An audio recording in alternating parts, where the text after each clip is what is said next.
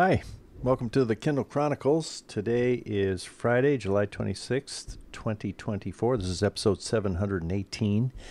This is the 16th anniversary of the first episode that I recorded of the Kindle Chronicles at this very desk looking out at the ocean here at our cottage in Ocean Park. And that's a long time ago, 2008.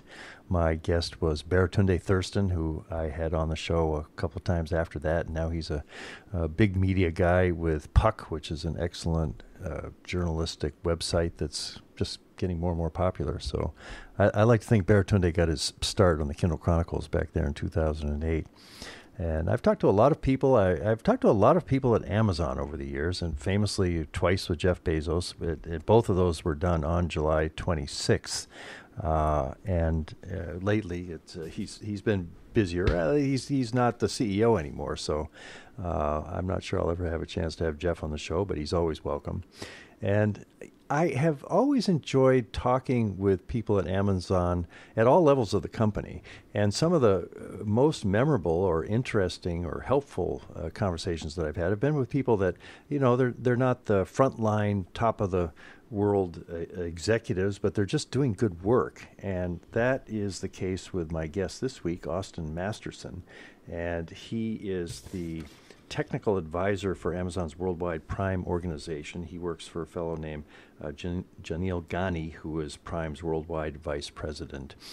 I had the idea to reach out to Amazon to arrange an interview because I was excited that Prime Day was coming. And so I reached out to an Amazon friend of mine who used to work at Amazon Publishing, Maggie Savone, and I had initially asked her to come on the show, but the PR people, I don't think I've ever had an Amazon PR person agree to an interview. That's just not what they do. They point you toward other good people to talk with, and that's what she did by making Austin available and setting up a good interview with us. And also I had help on this one with Kristen Lunghamer, who was on the Zoom call with us, and you'll hear her at the end of the interview.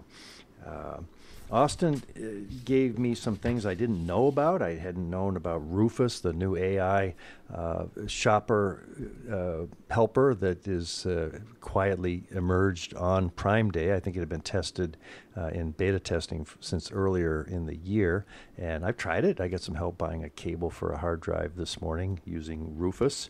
And Rufus, I said, where have I heard that name? Well, Rufus is one of the famous in the Amazon history because an early employee of Amazon had a dog named Rufus, a Welsh Corgi, and he would bring the dog to work. And then for, I don't know, all of Amazon's history, it's just been such a dog-friendly place. When the times I've been out at Amazon and have a chance to be at the office buildings, yep, sure enough, people are walking to work with their dogs, and there's dogs everywhere. It makes it kind of fun.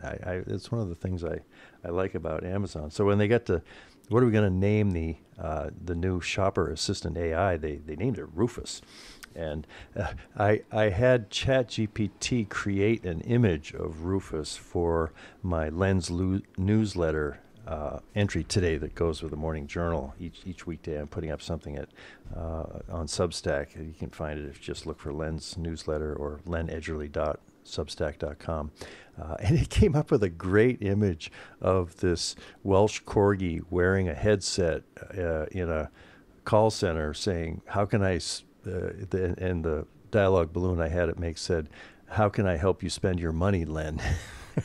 So, but yeah, I learned about Rufus. I learned about RX Pass, I think is something I might check out. You'll hear Austin talk about that, some new ways to use Amazon Photos.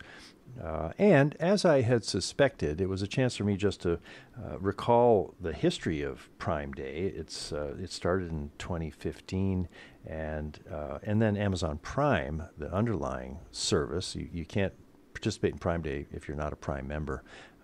And it's one of the areas that I have experienced how Amazon has deepened the usefulness of Prime membership to me. I can only speak for myself, and it is kind of relentless. And there's people that just keep coming up with new ideas, savings, selections, convenience, entertainment. As he said, the values of Prime, and for me, you know, back in the days when I started the podcast and the Kindle was brand new and Jeff Bezos was kind of in his prime, that was a different period for Amazon. It's not quite as sexy to me now. And, you know, I'm doing the podcast once in a while. I've given myself retirement. But the company is still successful. And I think it's because the values that Bezos built the company around, and that every time I meet a new person at Amazon, they seem to be living out those values. It's not just kind of a motto or cliches that get spouted. I have a feeling it's really why the company ticks the way it does. So I hope you enjoy this interview. And I used to be a little more sheepish about being an Amazon fanboy, but you know, I'm not anymore. I just like the company, and this is my show, and if I want to go on and on about it, I'll be glad to. I did have a good friend of mine here in Maine who sent me a text this morning, or today, after he listened to the Morning Journal where I was talking about Rufus, and he said, "Len, how are you on the Amazon payroll? I love your morning minutes, but I'd like more of you and less Amazon advertising. This sounds harsher than I mean it to be, Bill." So, you know, if this sounds like free advertising, I don't get anything out of Amazon except occasional invitations to great events like the new services and products thing I went to back in September. My apologies, and but I guess I'm not apologizing either, because this is a company that has inspired me for a long time, and it continues to do so, and I suspect that's going to continue into the future. So, happy anniversary to the Kindle Chronicles, and I hope you enjoy my conversation with Austin Masterson. Titles always have a story to them, and yours is interesting to me. Technical advisor for Amazon's worldwide Prime organization. What kind of drama and excitement lurks beneath that title? Titles always have a story. So do backstories to get to the title. So maybe I'll start with just a little bit of my backstory, if you'll allow me. You bet. I'm a twice-baked Texas Longhorn. So I went to University of Texas for my undergrad in management information systems, and liked it so much that I came back for my MBA. I know you don't have a career podcast, but just the best recruiting hack I've ever found is, if you're going to go to school, you might as well go to school in a place that you're named after, because Yeah. nobody likes the guy that introduces himself at like a recruiting happy hour as "I'm Austin from Austin," but I guarantee you nobody forgets that guy either. Yeah, I think that's Uh, a fair edge. I think so. I think so. That's my life hack. It's applicable to maybe 5 people who are going to listen to this, but for those 5, boy, it's an unlock. That's good. So following, I'd spent some time in between undergrad and business school, working in a couple of different tech companies. After grad school rather, I went to Deloitte Consulting. Very typical kind of MBA progression. Went into consulting. Also had a very typical end to that story, which is my wife and I had our second kid and decided it was time to get me off the road Monday through Thursday and get a little bit closer back to our family in Washington State. It just happened to coincide with a great role opening up in Amazon and within Prime that I took. I spent 3 or 4 years in different roles within Prime. And then about 2 years ago, I was very fortunate and honored to be offered this role of technical advisor for Jamil Ghani, who is our VP of Worldwide Prime. Technical advisor it's a very Amazonian term. Well, you can think of it like a chief of staff role. So Hmm. Jamil and myself and the rest of Prime's leadership team work really closely together to come up with the new ideas and innovation that are going to make Prime even better for members. And then we work really across the organization, across multiple benefits that kind of make Prime what it is, to bring those ideas to reality. And the reality is, while we've had certainly, I think, some good success with Prime, we know our members are always expecting more from us. And so every day we wake up trying to figure out, how do we add even more of that saving, selection, convenience, and values that our members expect into the program. And that's what we try to go do. And that kind of relentless spirit of innovation is really what makes this role and working in Prime very exciting for me, and what's kept me here for the last couple of years. Well, now worldwide is in that title. Are you back to doing a lot of travel, or are you still mainly in Seattle? We a lot of our team is based in Seattle, but we have teams in 24 countries right now Hmm. that look after the Prime programs in those specific locales. And I think myself and certainly our leadership team as well really one prioritizes being able to connect with those teams and kind of build relationships with the team, but also for something like Prime. I mean, the members that we have in each locale are just so unique, so distinct. Their needs are different, their wants are different. So we get a ton of value out of being able to go, travel to different places, meet with our teams there, but also meet with members and Hmm. figure out, what is it that they're really looking for out of this program. So we do spend a lot of our time kind of on the road, if you will, talking with other teams across 24 countries. Hmm. Makes sense. Well, I looked up and I've been a Prime member since November of 2011, so that's almost 13 years. Wow. And I think of it as I signed up because I love the idea of the free shipping. And if I could look back at what my Prime benefits were like in 2011 versus what they're like now, I know there's a ton more, but what's sort of the quick story of the evolution of how somebody that has been a Prime member as long as I have has seen. Yeah, I would love to answer the question. I've got to ask you a question first, though. Have you ever gone back? 2011 is a pretty good tenure, I have to say. Thank you for being a member. Have you ever gone back and looked at what your first either Prime purchase or Amazon purchase was? Oh, it was probably a book, I suppose. I mean, well, I was an Yeah. Amazon member since 95, I think, so Wow. early on. And but no, probably 2011. I haven't done that. That would be fun to do. It It was is. probably some kind of a gadget because I'm kind of a gadget hound. Yeah. Mine was my first purchase was Lance Armstrong's It's Not About the Bike. So Oh, physical book, which if you've seen my garage and the amount of bikes I have hanging up in there, it's a uh, very on-brand purchase for me. right. Yeah. But you'd kind of asked about how the program has evolved. Maybe like we'll go back to before your tenure just a little bit and just talk about, when Prime started back in 2005, it was this kind of crazy idea of, well, what if we took what was at the time a very occasional, almost luxurious thing to do, which was to pay to get free shipping. What if we made that an everyday occurrence? And that was, really the promise that we started with for Prime. It was, very simply a million items delivered in 2 days or less. Hmm. No limits, no gotchas, just, very simple. We're going to make fast free shipping an everyday occurrence. At the time, it seemed fairly crazy. Candidly, a lot of folks thought it was crazy, but we had conviction that this is going to be something that customers want, and we've continued to deliver on that promise throughout the almost 20 years that Prime has been around. And certainly our selection has gotten better. Certainly our speeds have gotten just faster than ever, and members continue to still love that kind of core shipping and convenience benefit. Um, so it started with that. Then, actually, right about the time that you would have joined, right about 2011, we had a similar idea of, hey, what if we made consuming digital entertainment just as easy as we had made shipping? And that's where Prime Video kind of came into the picture. Similar to our original shipping, it was a very simple promise to start. It was mostly licensed content. There's thousands of movies and shows, but it wasn't yet what it was today.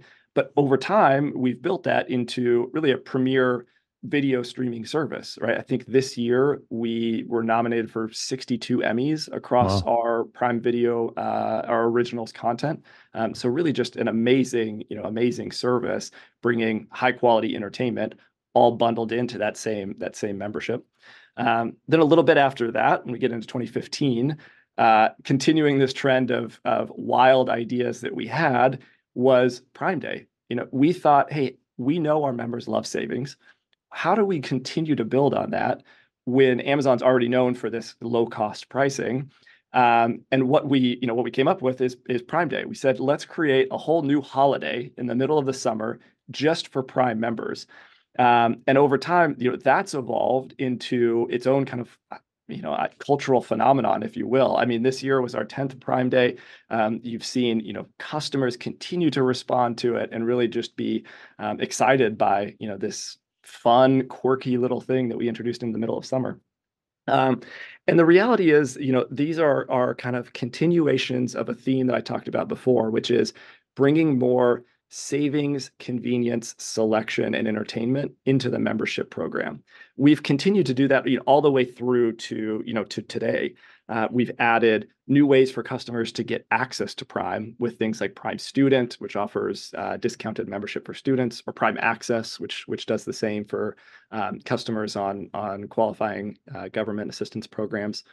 We've now increasingly started to bring, Prime benefits to entirely new categories. You've seen us do that around healthcare specifically, where, very recently we've had things like Prime RX, RX Pass, even, discounted offers for one medical membership, and increasingly bringing your Prime benefits to you, not even when you're shopping on Amazon or engaging with on Amazon, but also when you're engaging off Amazon. That's why we brought forward things like Buy with Prime, which allows you to use those same shipping benefits when you're shopping elsewhere. And even things like our offer with Grubhub, where, if you're ordering through Grubhub, because you're a Prime member, you get this great extra benefit of Grubhub Plus included at no cost, all within your Prime membership. So it's all, as I said, it's really all kind of a continuation of how do we continue to pack more value into this membership program, and really make Prime something that members think of as part of their everyday life. So the four pieces: savings, convenience, selection, and entertainment. Were they part of the Prime Vision right from the start, do you think, or did the entertainment maybe added when you went to video, or how do those? What's the history of those four legs of it? Yeah, not from the very start. As I said, at the start, it was very simple. It was, we think fast free delivery is too expensive, and we think it's something that customers really want. So let's go figure out how we build a program that offers that. And candidly, I think we would be overstretching if we said at the time we envisioned what the totality of what Prime is today. Honestly, when we launched it in 2005, it was enough just to figure out how are we going to make this sustainable. Yeah. A lot of the kind of media reports that came out at the time were like, this is going to bankrupt Amazon. There's no way they can continue to pay for this. We had conviction though that, hey, members are going to love it, and we'll figure out over time how to make this work. And that's exactly what we've done through multiple iterations, including over the last, say, year or so, as we've really revamped our delivery network so that we can get packages to you faster than ever, and also traveling less over the road miles so that the packages that get to you actually have less of a kind of environmental impact as well, because they're being shipped from closer to where you are. Hmm. Well, the Kindle Chronicles podcast started out very focused on the Kindle because it was so exciting when it came out. And I know there have been some specific benefits of Prime membership for Kindle owners. There's that thing where at the beginning of each month I get a chance to buy some books Amazon Publishing is releasing before they're available anywhere else. But what are some of the highlights of people that are avid Kindle users like myself that maybe they're not aware their Prime membership gives them access to? Yeah, absolutely. You're referring to Amazon First Reads, I believe. So Right. it's a free early access to a book a month from that's curated selection. So our editors pick kind of what we think is going to be most appealing, and give you an early look at that. We also though offer Prime Reading. So Prime members, as part of their Prime membership, get a rotating selection of thousands of ebooks, magazines, comics, audiobooks, all included as part of their Prime membership, and for folks like yourself, available to be read on the Kindle. So that's been a fun one for us. I personally have been using that a lot lately. We've been spending a little bit of time vacationing in the summer, and to me, it's just been a treat to be able to take Kindle with you. You don't have to lug a bunch of books or magazines around, and still have some great content there to read as well. Yeah, for sure. Uh, the other one that I use regularly, I've switched all of my medications. Luckily, I'm not taking a ton of medications to Amazon Pharmacy. And in the signing Hmm. up of that, uh, I'm not sure exactly what triggered it, but when one of my medications shows up that it's ready to be refilled or my doctor's supposed to approve it, I get two prices. One is the price that is triggered by my insurance. I've got well care. And then the other is a price that seems to say you can pay this price, and sometimes it's lower the price that I'm getting because I'm a Prime member. And Yeah. can you explain a little bit about how that's happening there and how that Prime benefit is coming my way just because I'm using Amazon Pharmacy? Yeah, absolutely. I mean, it starts from, I think we can all agree, healthcare is still just simply too hard. And I say this with all due respect. My sister is a doctor, my wife is a nurse, so I'm well versed in kind of what makes it hard. But the reality is, for average customers like yourself and I, it's just very hard. And so, continuing on what I was talking about before, this idea of, hey, how do we make things that are hard simpler for customers and for members? That's led us to into the health space as well. And so we have Amazon Pharmacy, which is a full service pharmacy, just like you would find anywhere else, open to all customers. And then on top of Amazon Pharmacy, we offer benefits for Prime members as well. And that comes in a couple of different flavors. One of those is prescription savings for Prime members. So, members can, just because they're a Prime member, can save up to 80% on generic medications, up to 40% on brand name medications. And so when you go to check out at Amazon Pharmacy, it recognizes that you're a Prime member and says, hey, let me go check that against the Prime member pricing I have and see, whether your insurance or these Prime discounts give you a better deal. And then we present obviously the options to you, and you can choose, but we try to make it very, very clear of, here's what this can cost through the variety of ways you have available to pay. And then more recently, we've also launched RX Pass, which is another Prime benefit that offers prescription medications that treat up to 80 common health conditions for just $5 a month. So it's a subscription offering, if you will, that lets you get just an incredible savings on some of these common medications that many folks are taking. So the $5 a month, if you pay for the RX Pass, it doesn't get those medications to you free, but it gets you a significant discount whenever you buy them. No, that's $5. So those the medications that treat those 80 common health conditions are all included for that $5 a month. Wow, that's Yeah. got to be a big savings. And then It is, you're and it so depends on, it depends obviously on, everybody's kind of healthcare is slightly different. oh, So okay. it'll depend on, what medications you need for your own, your own health treatments. But one of my, I use Amazon Pharmacy a lot. We have two kids, so between myself, my wife, and two kids, there's often a medical intervention Uh-huh. necessary. And what I've loved is, it makes it very easy for me to choose what I want to do. In some cases, Prime RX is a great deal. In some cases, it's not a medication we're going to be taking forever. It's, something to treat a cold or something like that. And then, the Prime benefits can be a great option there as well. And is it pretty easy to find out if a medication that I take is on that list of 80, you can kind of go in and see, just search for it and find out if it's going to be covered? Yeah, absolutely. So you can see right on the RX Pass site what is covered there, but also as you go to use Amazon Pharmacy, we'll proactively tell you, hey, this is included with RX Pass, and it may be a better option for you to consider, say, RX Pass I versus see. paying through your insurance, depending on what the cost is. Yeah. Now, another one that I used probably a lot earlier was Amazon Photos. And Hmm. I'm now kind of in the Apple universe and store things in the cloud. But have there been any big advances or new aspects of storing? And the Amazon Photos, that's just another benefit you get from being a Prime membership. Unlimited number of photos. There's a limit on the videos you can store there, I think. But what's the current great stuff about Amazon Photos as part of Prime?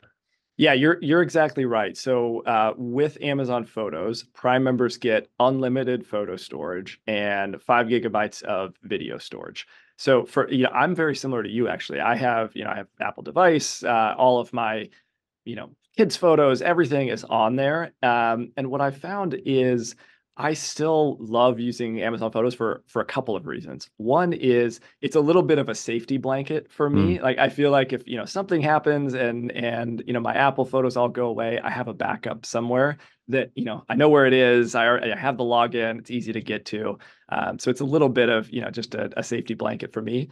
And the other is as part of Amazon Photos, we have this kind of curated memory experience called This Day. So it surfaces, what happened on that day, in years prior in your life. And so for me, that's a ton of fun to put that. We actually feed that into all of the, Echo shows and other devices, our Fire TV that we have at the house. So it just, pulls up these great little life moments from our family for us and shows them around the house, which is, a ton of fun. I love it. It's a good little reminder of, when kids were young or that trip that we took.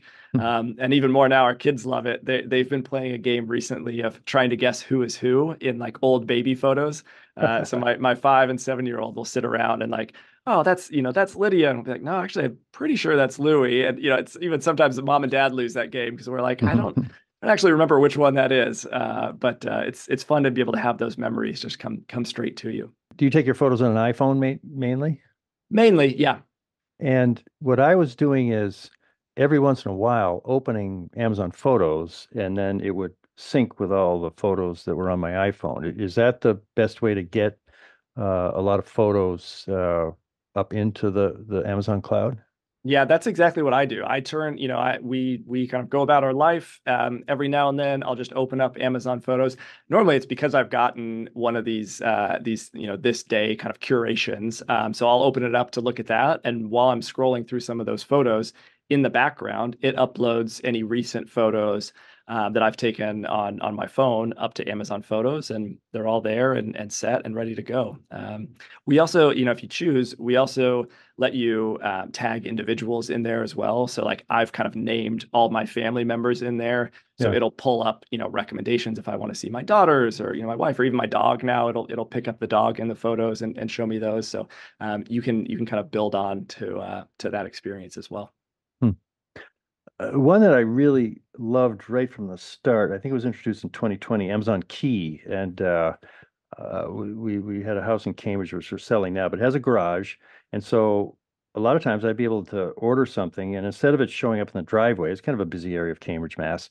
Uh, the driver can get my garage door open, put it in, Mhm. close the garage door. How popular has that been in the last 4 years since it was introduced?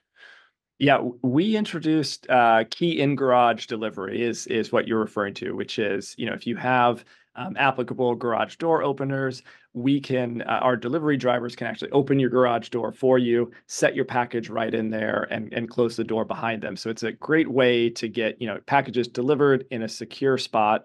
And make it very convenient when you're shopping online. We launched that in April of 2019 and expanded it a couple of years later to include grocery delivery as well. So your fresh orders and Whole Foods orders can Hmm. be delivered to your garage as well.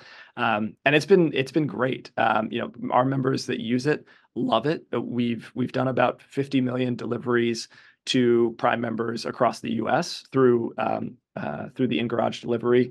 It's available now in about 5,000 cities.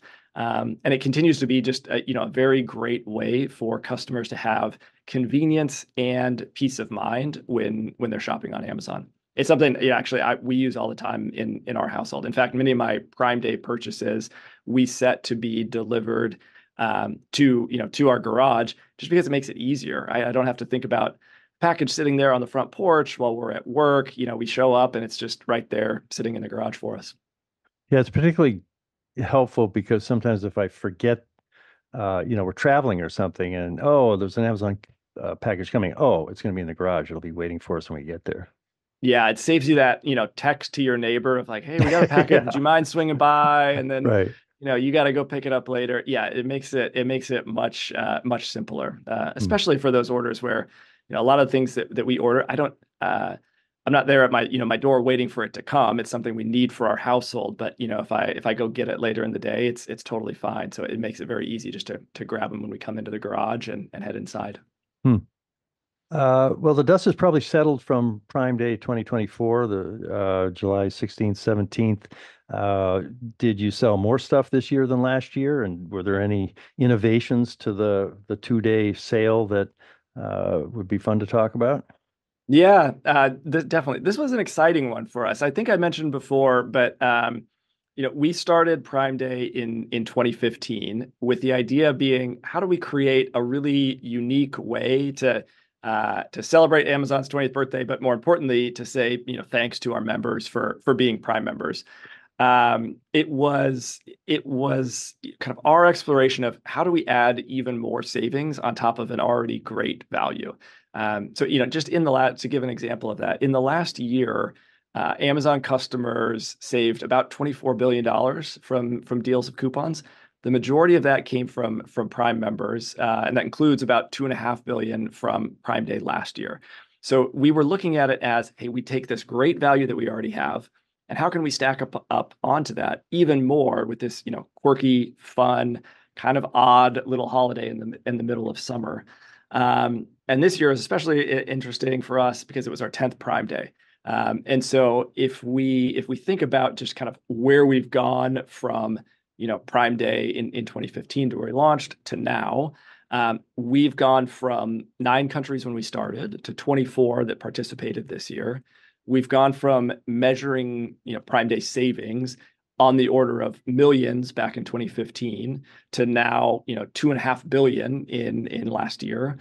And we've gone from number of orders in the, call it 35 million items ordered for our original Prime Day up to 375 million now. So it just continues to get better and better every year, as members, really kind of enjoy that savings and this kind of unique experience they get with Prime Day. So this year was fun historically. It's also fun for new launches for us. You might have seen us launching this year Rufus, which is our AI or generative AI shopping assistant that we opened up to all US customers around Prime Day. So you can think of Rufus as almost like it's a personal shopping assistant for you. So you can ask it questions about things you're considering, or if you have a hobby you're looking to get into, it can give you recommendations on things you might want to consider to kind of help you start your journey in that hobby. And it's been, members have loved it. It's a fun way to kind of discover new things. I used it this year. Actually, my daughter's been more interested in kind of space and stars and all that. So I was asking it questions about, what do I do for a 7-year-old who's interested in space? What are some, fun things we could get, and actually got a space kind of Lego set for her because Rufus recommended it to me. So it was a great fit. How do We you activate? Yeah, How do you access Rufus? I don't. yeah. I haven't If found him yet. if you go to the Amazon app, in the bottom right corner there, you'll see a little icon. If you click that icon, it'll pop up a little window towards the bottom of your screen. That's just, simple search bar, and you ask the question, and you're off to the races. Oh, wow, he's been hiding on my phone all this time, huh? Yeah, It's yeah. it's there now. I'm excited for you to give it a try. It's a lot Oh, of I see. Oh, yeah. So it's just like a little cartoon character with a, oh, hi, I'm Rufus. You can ask me. And so, did Rufus just show up here on Prime Day? How long has this been on my phone? Yeah, we rolled it. We talked about it a little bit ago. We talked about it in some of our press briefings before, but it came available to all Prime members and all US customers around Prime Day this year. So Oh, I see. And it'll just right continue to before be Prime Day. there. It wasn't just for Prime Day. It started then, and now it's just part of the app. Yeah, it'll be there.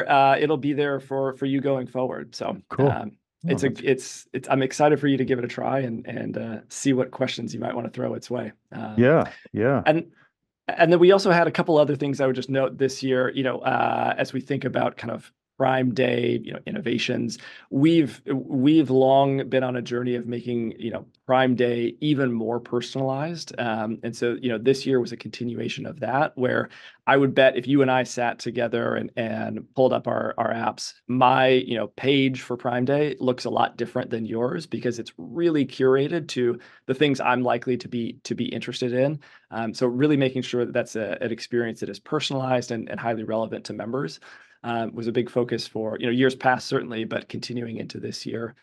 You might have seen us do more around Inspire, which is kind of inspire and shop by interest, the new ways for us to help get you a sense of, hey, what are, of all this selection that Amazon offers me, what might I want to consider? Where are trending deals? Where are interesting things I should be aware of?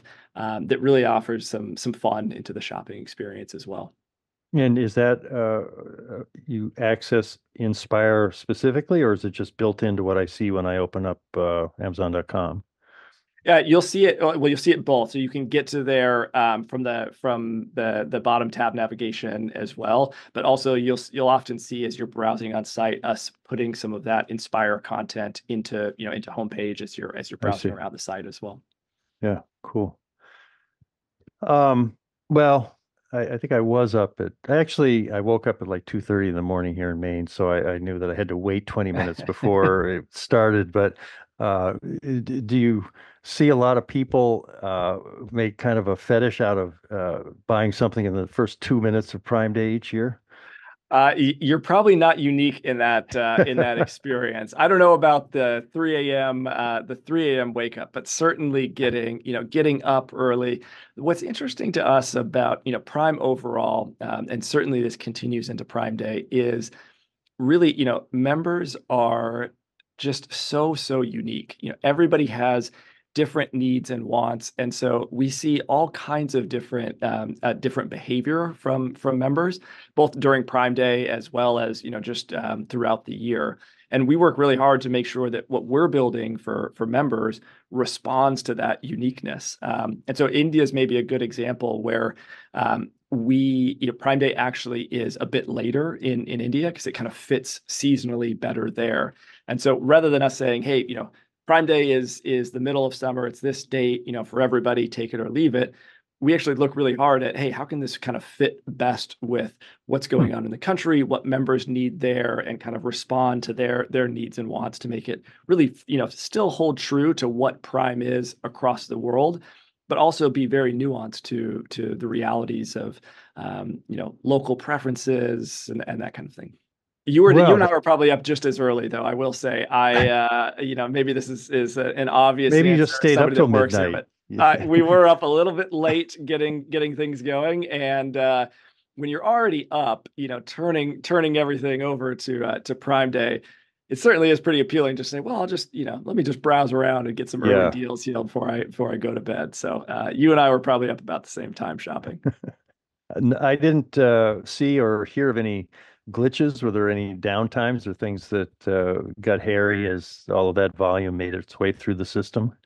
Now, one of the inspiring things about Prime Day for us is it brings the whole of Amazon together to make it a unique experience for members. So from about kind of about a year out, if not further, all of Amazon is thinking of how do we make sure we have the right selection that members want, the high quality deals that they're here for. We have the site tuned so it performs well.